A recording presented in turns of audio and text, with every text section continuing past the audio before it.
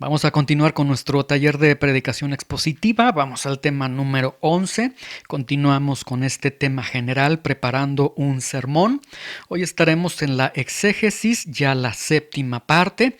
De hecho, en esta clase estaremos concluyendo esta fase, este primer escalón dentro de cómo preparar un sermón que hemos denominado la exégesis. Hoy estaremos concluyendo con la exégesis. En clases anteriores nosotros habíamos dividido para efectos didácticos, para efectos de un mejor entendimiento, que la Biblia tiene los tipo de textos que contiene. Es un texto a manera de discurso, un texto narrativo a manera de historia y textos también a manera de poesía. Habíamos definido entonces que los tipos básicos de textos, de formas literarias que contiene la Biblia es el discurso, la narración y la poesía. Habíamos mencionado también que cada uno tiene su propio camino para llegar a su propia estructura, a la estructura del texto, a la estructura que tiene ese libro, a la centralidad que tiene ese libro. Y también habíamos mencionado que saber qué tipo de texto nos va a poder a dar luz para saber qué tipo de herramienta vamos nosotros a utilizar para llegar precisamente a la estructura, ya sea de un discurso, de una narración o de una poesía. Y mencionábamos también ya en clases anteriores que, por ejemplo, el discurso, ¿cuál es el camino para llegar a la estructura del texto cuando nuestro texto se trata de un discurso? Habíamos mencionado, es la gramática. La herramienta que nosotros vamos a utilizar es la gramática. Vimos en esta parte, cuando vimos este camino hacia la estructura del texto tratándose de un discurso, vimos la diagramación de frases, vimos la traducción palabra por palabra y la forma en cómo al apoyarnos en la gramática nos brinda la estructura del texto, nos brinda el énfasis que tiene nuestro texto, que se trata de un discurso, y este énfasis nos lleva sin duda alguna a la estructura del texto. ¿Qué libros tenemos en la Biblia que están a manera de discurso? Las epístolas, cartas de Pablo, cartas de Pedro, Hebreos, etc. Historia del Antiguo Testamento, libros proféticos, evangelios y el libro de los Hechos. Vimos también en la clase anterior, cuando se trata de un texto, una historia, cuando se trata de un texto narrativo, cuál es el camino que vamos a seguir, cuál es la herramienta que vamos a utilizar para llegar a la estructura del texto. No será la gramática, en este caso será vigilar, conocer adecuadamente los personajes, el escenario, el conflicto, el clímax, la resolución, el nuevo escenario que se está montando cuando una vez culmina la historia dentro de la narración que nosotros estamos leyendo. Pusimos el ejemplo de David y Goliat, hicimos toda esta explicación. Y los personajes, escenario, conflicto, clímax, resolución, nuevo escenario, son elementos propios de una historia. Entonces, como nuestro texto es un texto narrativo, es una historia, vamos a vigilar adecuadamente estos aspectos, porque estos aspectos, personaje, escenario, conflicto, clímax, resolución, nuevo escenario, nos llevarán al énfasis del texto, y el énfasis del texto nos va a conducir a la estructura del texto, ¿sí? Muy bien. ¿Qué libros en la Biblia vienen a ser historias, vienen a ser textos narrativos? Aquellos libros que presenten una narración, esto es una historia, y tenemos los libros históricos, el libro de Hechos, libros proféticos, por ejemplo, ¿sí? Muy bien. En esta clase vamos a concluir este apartado de los tipos básicos de textos, de la forma en cómo vamos a encaminarnos hacia la estructura del texto, qué instrumento vamos a utilizar, qué herramienta vamos a utilizar para lograr ese objetivo. Y hoy vamos con la poesía. Ya por último, Vamos con la poesía. Primeramente, antes de poder definir qué camino vamos a seguir, qué herramienta vamos a utilizar, vamos a definir primeramente lo que es la poesía. La poesía es una forma literaria. Dentro de las composiciones literarias tenemos el discurso, la narración, la poesía. La poesía también es una forma literaria de presentar un texto y es una expresión a través de la palabra. Una expresión a través de los sentimientos, de las emociones y reflexiones que puede expresar el ser humano en torno a la belleza, en torno a el amor, a la vida o a la muerte. Es decir, es una manifestación de los sentimientos del hombre, del autor en este caso, por decirlo de alguna forma, de las emociones, de las reflexiones que puede expresar el ser humano, entendiéndose el autor en torno a aspectos como la belleza, el amor, la vida, la muerte, por medio de la palabra, ¿sí? Y la poesía como tal puede estar compuesta tanto en verso como en prosa. Para efectos de esta clase no vamos a adentrarnos demasiado en la estructura de una poesía, vamos a quedarnos con esta definición que es una expresión a través de la palabra, a través de los sentimientos, a través de las emociones, que refiere aspectos como belleza, amor, vida, muerte, etcétera, ¿sí? Muy bien. La poesía, entonces, es una expresión y es una expresión cuidadosamente diseñada. En este sentido, vamos a entender que la poesía es una expresión estética, algo bello que en el momento que se está pronunciando estamos produciendo belleza. Dicho en otras palabras, es belleza de palabras. Dirigirnos hacia aspectos como la vida, la muerte, la belleza, etcétera, pero decirlo con una particularidad en nuestras palabras, en nuestra expresión, que me gusta esta definición que tienen algunos autores, es belleza de palabras. Esto es la poesía. ¿Qué libros tenemos nosotros que contienen poesía en la Biblia o que son poesía? Tenemos los libros poéticos, tenemos el libro de Salmos y Cantar de los Cantares, y tenemos los libros sapienciales, donde tenemos el libro de Job, el libro de Proverbios y el libro de Eclesiastés. Muy bien, identificando entonces lo que es la poesía, identificando qué libros son poesía en la Biblia, ahora la pregunta a la que nosotros nos vamos a enfrentar es, y bueno, si mi texto es una poesía, ¿cuál es el camino para llegar a la estructura del texto? ¿Cuál es la herramienta que yo voy a utilizar para llegar a la estructura del texto? Y la respuesta será la siguiente. ¿Cuál es el camino que vamos a seguir cuando se trata de poesía? Cuando se trata de poesía, cuando el texto que nosotros tenemos a desarrollar, a presentar a través de una exposición, a una predicación, si nuestro texto es poesía, entonces el camino que vamos a seguir es el camino del paralelismo. ¿Qué significa el paralelismo? Muy bien, en la poesía hebrea se tienen estos patrones o esta forma de trabajar con esta forma literaria denominada poesía, que es el paralelismo. El paralelismo son las frases, son las palabras que aparecen emparejadas y relacionadas en correspondencia las unas con las otras de manera específica. Voy a decirlo en otras palabras. Es la reiteración de una misma estructura para lograr un efecto rítmico o poético. Quizás al yo decir el paralelismo en la poesía hebrea son las frases o palabras que aparecen emparejadas y relacionadas o en correspondencia las unas con las otras de manera específica, quizás a algunos de ustedes no les parece tan claro esta definición o en lo que consiste el paralelismo, pero bueno, vamos a entender el paralelismo como reiteración de la estructura que tiene nuestro texto, en el que nosotros estamos logrando el ritmo que tiene nuestro texto, la línea melódica que tiene nuestro texto, y esto nos lleva entonces al énfasis que contiene el texto, y el énfasis nos llevará a la estructura del texto, ¿sí?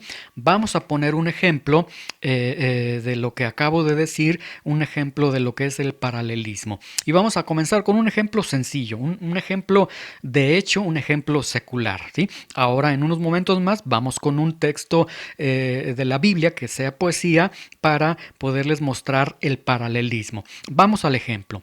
El ejemplo sería este. Poesía. ¿Cómo quisiera poder vivir sin aire? ¿Cómo quisiera poder vivir sin ti? Lo que nosotros tenemos aquí en el paralelismo, nosotros vamos entonces a ver la reiteración de una misma estructura. Reiteración significa que se está repitiendo la estructura que contiene nuestra poesía, y aquí es donde nosotros encontramos el efecto rítmico o la línea melódica. Dicho en otros términos, vamos a vigilar de frases o de palabras que aparecen emparejadas o que aparecen relacionadas o que aparecen en correspondencia las unas con las otras de una manera muy específica, lo cual nos aporta precisamente el énfasis, y el énfasis nos estará llevando a la estructura del texto. En este ejemplo que yo estoy colocando, ¿cómo quisiera poder vivir sin aire? Y después dice, ¿cómo quisiera poder vivir sin ti? Aquí lo que nosotros vemos es que se formula una pregunta: ¿cómo quisiera, cómo anhelaría, cómo me gustaría poder vivir sin aire? Y luego, ¿cómo quisiera, cómo anhelaría, cómo me gustaría poder vivir sin ti? Entonces, se presenta una pregunta. La pregunta que aparece en el primer enunciado se repite en el segundo enunciado, lo que entonces nos deja ver que tiene un efecto rítmico de pregunta. El autor, quien está componiendo esta pequeña poesía, está formulando una pregunta. Luego dice, ¿cómo quisiera poder vivir sin aire?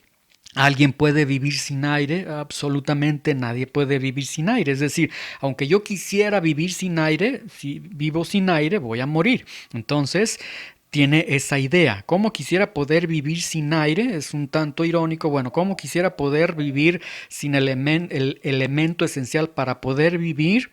Imposible. Y después en el segundo párrafo dice, ¿cómo quisiera poder vivir sin ti? Entonces este poder vivir sin aire se está relacionando o se está colocando en correspondencia con la frase poder vivir sin ti. Y entonces lo que está presentando el autor con esta pequeña poesía, cómo quisiera poder vivir sin aire, cómo quisiera poder vivir sin ti, entendemos que entonces el efecto rítmico, la línea melódica que contiene esta pequeña poesía nos está refiriendo: no puedo vivir yo sin el aire y no puedo vivir yo sin ti. Nos está dando, este sería el énfasis, este sería la estructura de esta pequeña poesía. Muy bien, vamos a la Biblia, vamos a establecer un paralelismo, vamos a ejercer un paralelismo.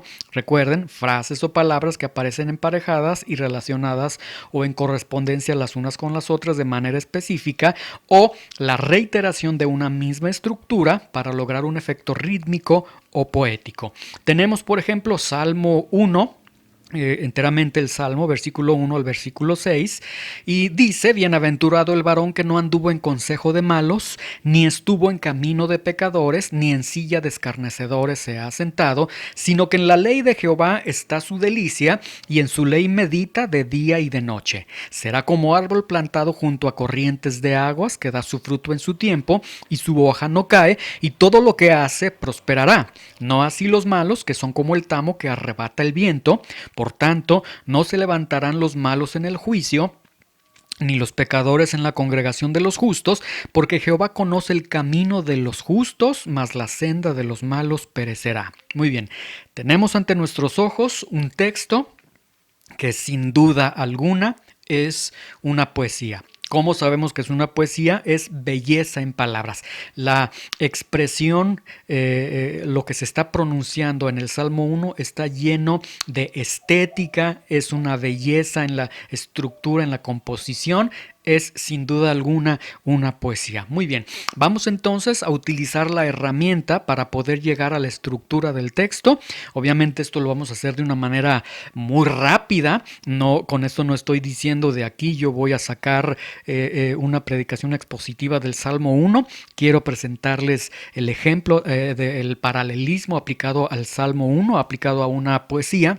Y lo vamos a hacer obviamente por cuestiones de tiempo de una manera muy general, pero creo que en este ejemplo, y espero que con este ejemplo pueda satisfacer el poderles mostrar la forma en cómo el paralelismo es la herramienta ideal cuando se trata de una poesía, nuestro texto. Muy bien, leemos entonces el Salmo 1, versículo 1 al versículo 6, y entonces vamos a tomar versículo por versículo. Vamos a tomar versículo por versículo. ¿Por qué? Quiero señalarles porque en el paralelismo se va fraccionando línea por línea, ¿sí? En el paralelismo, cuando se aplica el paralelismo a una poesía, el paralelismo se va a estar desarrollando a través de línea número 1, línea número 2, línea número 3, línea número 4. Y en el caso que nosotros tenemos, sería línea número 1, el versículo 1, línea número 2, el versículo 2, línea número 3, versículo 3, línea número 4, versículo 4, y así hasta llegar al versículo 6. Comenzamos entonces. Vamos línea por línea, vamos a la línea número 1. Y en la línea número 1 nos percatamos que habla de bienaventurado, de dichoso, feliz, el varón. Obviamente aquí en el sentido no de hombre, haciendo a un lado a las mujeres, sino la persona, vamos a manejarlo de esta forma. Dichoso, feliz la persona. Y luego nos dice que no anduvo, que no estuvo y que ni en silla de escarnecedores se ha sentado. Es decir, aquí rápidamente vemos que se está desarrollando un énfasis, una reiteración. No anduvo, no estuvo, no se sentó. ¿Sí? No anduvo, no estuvo y no se ha sentado. Tenemos esta reiteración y nos está presentando que quien no anduvo, que quien no estuvo y que quien no se ha sentado en estos aspectos, consejo de malos, camino de pecadores, silla de escarnecedores, es decir, nos está hablando de alguien que no ha estado en terrenos de pecado y por lo tanto lo está presentando como alguien totalmente dichoso. Ok, tenemos nuestra primera línea y de la primera línea podemos obtener esto. Alegre, dichoso, la verdadera felicidad, no andar en terrenos de lo pecaminoso, no andar en la asociación con los pecadores, etcétera. ¿Sí? Muy bien, línea número 1. Ahora, vamos, esta sería nuestra línea número 1, aquí lo tenemos, vamos a estructurarlo, esto lo pueden ir haciendo ustedes en sus libretas, y luego vamos a la línea número 2. El versículo 2 dice, sino que en la ley de Jehová está su delicia y en su ley medita de día y de noche. Muy bien, ahora nos está presentando que esta persona que es dichoso, que es feliz, pero que tiene una característica, una triple característica de que no está con el pecado o asociado con el pecado, y lo vemos en no andar, no estar, no sentarse, dice, si no está en esos lugares, bueno, la lógica sería, bueno, si no anduvo, si no estuvo, si no se ha sentado, entonces, ¿en dónde ha estado? Y ahora el versículo 2 viene a complementar esta segunda línea, nos trae una complementación. No ha andado en esos lugares porque ha estado en la ley de Jehová, donde tiene su delicia, y es tanta la delicia que tiene que medita de día y de noche. Entonces, él está meditando de día, de noche, en todo momento, se está deleitando y por ello entonces, bueno, comprendemos que por esa razón entonces no anda, no estuvo y no se ha sentado. Esta sería nuestra segunda línea. Y lo que podemos ver es que la segunda línea está complementando la primera línea. Espero que esté siendo claro en esta explicación. Tenemos ya versículo 1, tenemos ya versículo 2 y ya estamos comprendiendo por qué es bienaventurado.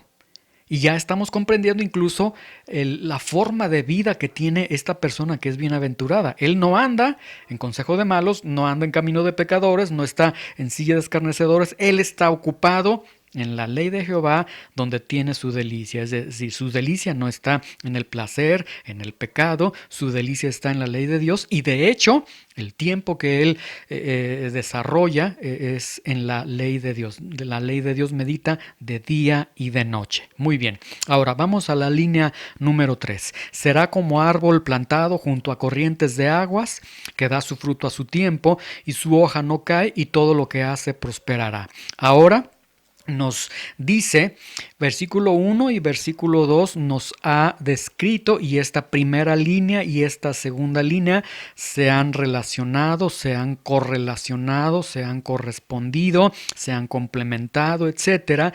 Y ahora en el versículo 3 vemos que nos presenta el carácter, o nos presenta el resultado en la vida de quien está meditando en la ley de Dios, en quien tiene en Dios su delicia, y en quien, por cuanto tiene su delicia en la ley de Dios, y su mente, su corazón está cautivado con la palabra de Dios de día y de noche. Por esa razón, su actuar no es andar en consejo de malos, no estar en camino de pecadores, no es sentarse en silla de escarnecedores, y de hecho nos está presentando que es una persona sumamente feliz. Ahora vemos en el versículo 3 el resultado que tiene, o las evidencias externas que va a desarrollar una persona bajo este modo de vida. Será como árbol plantado junto a corrientes de aguas. Bien, primer punto, será como árbol, en el original hebreo dice como árbol implantado, ¿verdad? Porque un árbol no se puede plantar él mismo, es decir, alguien lo ha plantado, alguien lo ha colocado. Entonces, será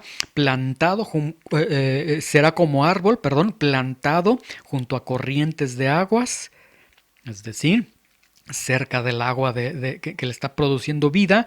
Él dará fruto en su tiempo, su hoja no cae, todo lo que hace, es decir, dar fruto, hoja que no cae, todo esto redunda en la idea de producir, en la vida de prosperar, y todo lo que hace prosperará. Y entonces tenemos nuestra tercera línea, y en esta tercera línea vemos como la segunda línea, la primera línea están íntimamente relacionadas con la tercera línea. Es decir, lo que sucede en la tercera línea es la consecuencia de lo que vemos en la segunda línea, de lo que vemos en la primera línea, ¿sí? Ahora, vamos al versículo 4. No así los malos, que son como el tamo que arrebata el viento. Ahora, en esta cuarta línea vemos cómo aun cuando se está haciendo un giro de los buenos, o de los que aman la ley de Dios, hacia los malos, a los que aborrecen, tienen en poco la ley de Dios. Sin embargo, tiene una estrecha relación, porque aquí en esta cuarta línea vemos el otro aspecto. Los bienaventurados, versículo 1, versículo 2, versículo 3, y ahora versículo 4, los que no son bienaventurados, aquellos que los va a describir sencillamente como malos. Ahora, ellos, dice, son como el tamo que arrebata el viento. Esto del tamo que arrebata el viento está muy ligado con la línea número 3, que acaba de decir que el que tiene la palabra de Dios en su vida será como árbol plantado junto a corrientes de aguas, que da su fruto, que su hoja no cae, que va a prosperar en todo lo que hace. Ahora, en el versículo 4, contradice, o es un contraste a lo que ha dicho el versículo 3. No así los malos. Los malos, podríamos leer, ellos no son como el árbol plantado junto a corrientes de aguas, ellos no van a dar fruto a su tiempo, su hoja va a caer, y todo lo que hacen no prosperará. Porque dice, son como el tamo que arrebata el viento. Y entonces tenemos de una manera extraordinaria cómo la línea 4 se está relacionando, aunque la línea 4 está contradiciendo a la línea 3, está presentando este contraste, lo relaciona de una manera impresionante. Vamos a la línea número 5, dice, por tanto, no se levantarán los malos en el juicio, ni los pecadores en la congregación. Vean, la línea número 3 nos describe el carácter o el desarrollo de aquellos que fueron descritos en el versículo 1, de aquellos que no están en caminos de pecadores, en consejo de malos, en camino de pecadores, en silla de escarnecedores, sino que tienen la ley de Dios en sus corazones, su delicia está en la ley de Dios, mediten de día y de noche con ellos. Versículo 3 o línea 3 nos dice la consecuencia, la vida externa que tienen, los resultados que tienen. Y ahora en la línea número 5 también nos está presentando aspectos de la evidencia o de las consecuencias o de los frutos, por así decirlo, que tienen aquellos que está colocando en contraste, los malos. Dice, por tanto, no se van a levantar los malos en el juicio, ni los pecadores en la congregación. Esta quinta línea es totalmente distinta a lo que se ha manejado en la tercera línea y se presenta este contraste, ¿sí? Ahora, este contraste es presentado para entonces el Salmo nos deja ver dos tipos de personas, dos tipos de actitudes hacia la palabra de Dios, dos tipos de respuestas hacia la palabra de Dios, dos tipos de consecuencias de conductas, etcétera, ¿sí? Ahora, la última línea dice, porque el Señor conoce el camino de los justos, mas la senda de los malos perecerá. Y creo que en esta sexta línea vemos cómo presenta lo que se ha venido entonces ya desarrollando desde el versículo 4, es decir, versículo 1 al versículo 3, ha presentado a los buenos, por decirlo así de una forma. A partir del versículo 4 hace este contraste de los malos y en el versículo 6, en esta sexta línea, está presentando entonces el camino de los justos y presentando el camino de los malos. Estas dos categorías, estas dos clases de personas, etcétera. Y entonces vemos a través de este pequeño ejemplo cómo cada una de las líneas están complementando, están repitiendo quizás algunas ideas que ya se manejó en otras líneas, están contrastando, están negando lo que se ha expresado en algunas líneas, etcétera. Y todo esto a lo largo de primera línea, segunda línea, tercera línea, cuarta línea, quinta línea, etcétera. El número de líneas que tenga nuestro texto nos va a llevar al énfasis del texto. ¿Sí? Yo creo que de una manera muy rápida, si nosotros tenemos el Salmo 1, del versículo 1 al 6, ¿cuál es el énfasis que está haciendo el texto? Yo creo que rápidamente cada uno de nosotros entendemos el énfasis del texto es la palabra de Dios. Si la palabra de Dios está en el corazón de una persona, va a afectar la conducta de esa persona, porque esa persona no estará en consejo de malos, en camino de pecadores, en silla de escarnecedores. Y esta persona, como tiene la palabra de Dios en su corazón y en ella medita de día y de noche, está su delicia, es decir, se está llenando de Cristo, la palabra de Cristo está abundando grandemente en su corazón, él entonces será prosperado en todo lo que hace.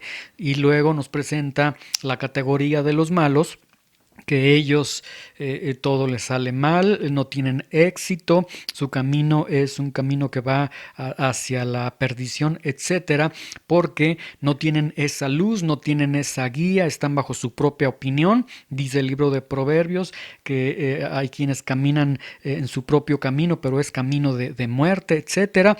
Entonces, aquí vemos el énfasis, ha sido de una manera muy rápida. Creo que el Salmo 1, el énfasis del texto es la palabra de Dios en el corazón de cada uno de nosotros. Y de aquí podemos ir derivando otros énfasis que se está desarrollando en este texto. Muy bien. Entonces, si es poesía el texto que nosotros tenemos, ¿cuál será el camino que nosotros vamos a seguir? ¿Cuál es la herramienta que vamos a utilizar para llegar a la estructura del texto? Y la respuesta es el paralelismo. ¿Qué es el paralelismo?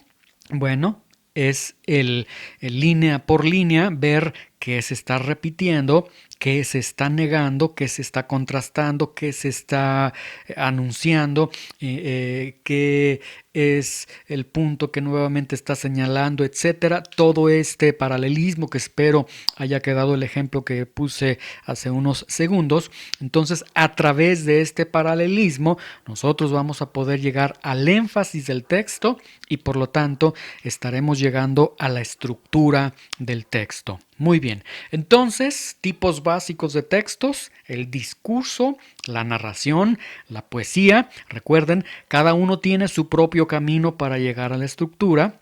Saber qué tipo de texto nos va a ayudar, qué herramienta utilizar. Muy bien. Esto es el camino que nosotros hemos, lo que estamos concluyendo en esta clase y lo que hemos visto desde que comenzamos a ver la exégesis. Todo esto, de una manera resumiéndolo, la exégesis, entonces estamos viendo que se va a centrar en el texto, ¿sí? Pero el texto nosotros lo vamos a ver desde la óptica de su audiencia original. No de la audiencia que tenemos nosotros ahora mismo, sino de la audiencia original, ¿sí? La audiencia original es donde vamos nosotros a darle el control del significado del texto. Pusimos ya algunos ejemplos en clases anteriores, entonces aquí basta con señalar que entonces este trabajo de exégesis nos vamos a abocar a nuestro texto, pero nos vamos a abocar a qué entendió la audiencia original cuando se pronunció ese texto. Y para llegar a esto, nos vamos a apoyar con una visión global, es decir, una visión general del libro, de qué manera el libro encaja con mi versículo, de qué manera mis versículos encajan con el libro. Esto nos va a ayudar grandemente. Y también el trabajo de la estructura, de la estructuración del texto, o de lograr llegar a la estructura del texto. Y esto ya con los elementos que vimos, la traducción palabra por palabra, leer, volver a leer, ver qué frases se repiten, etcétera, todo lo que hemos visto. Y aquí entonces tenemos así, a grandes rasgos, un trabajo de exégesis en nuestro texto. En este momento yo sé que para lograr tan solo esto que hemos visto hasta esta clase nos va a llevar mucho tiempo, nos va a llevar esfuerzo, nos va a llevar tiempo, incluso nos va a llevar dinero en comprar algún comentario, algún diccionario, etcétera. Pero todo este trabajo, quiero decirles que habiendo hecho todo esto, nuestro trabajo no está terminado. Malas noticias, aun cuando nosotros tenemos un trabajo muy laborioso hasta este momento, lo que debo decirte es que tu trabajo no está terminado todavía, ¿sí? Si tú nada más trabajas con la pura exégesis, te vas a convertir en un predicador intelectual. Te vas a convertir en una biblioteca hablando cada vez que subas al púlpito, y eso te va a convertir en un predicador de imperativos, un predicador que solamente debes hacer esto, debes hacer esto, debes hacer esto, y sí, muy documentado, muy lleno de gramática, muy lleno de conceptos, muy lleno de todo, pero será una predicación realmente intelectual o imperativa. ¿Qué se necesita? Si el trabajo no está terminando aquí, ¿qué más necesitamos? Lo que necesitamos son los otros puntos que vimos en los elementos para preparar un sermón. Ya tenemos la exégesis. Ahora vamos a la reflexión teológica y después vamos a las implicaciones de nuestro texto para el día de hoy. Muy bien, en la clase siguiente vamos a comenzar con la reflexión teológica. Vamos a concluir esta clase. Espero que haya sido claro lo que se ha enseñado en esta clase, en estas últimas clases de el camino para llegar a la estructura del texto, tanto del discurso como de la narración y como la poesía. Me he esforzado para que haya sido claro la presentación de los caminos a seguir, de las herramientas a utilizar. Espero y confío en Dios que sí hayan entendido cada uno de ustedes estos aspectos. Vamos a concluir y, como les he mencionado, en la siguiente clase vamos ya a iniciar con la reflexión teológica. Señor, te damos tantas gracias por tu misericordia, por tu amor, por tu bondad, por la oportunidad que nos das de continuar estudiando, Señor. Gracias por este reto, por este desafío. Y yo creo que quien ame tu palabra va a pagar el precio que sea necesario para exponer tu palabra, Señor. Predicadores, hoy día hay muchos.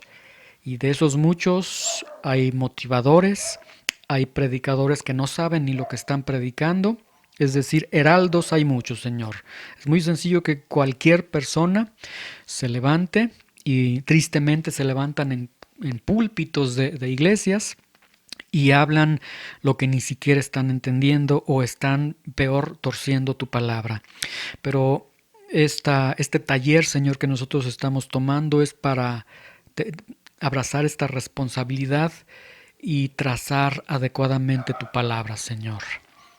Viene de ti, sabemos que esto es un don tuyo, sabemos que esta es una gracia tuya, pero nuestra responsabilidad es prepararnos, Señor, para que tú puedas bendecir las habilidades, los dones que tú nos has dado, Señor. Ayúdanos a honrar siempre tu palabra y cada vez que expongamos, Señor, que tracemos adecuadamente tu palabra, Señor. En el nombre de Jesús te damos gracias. Amén.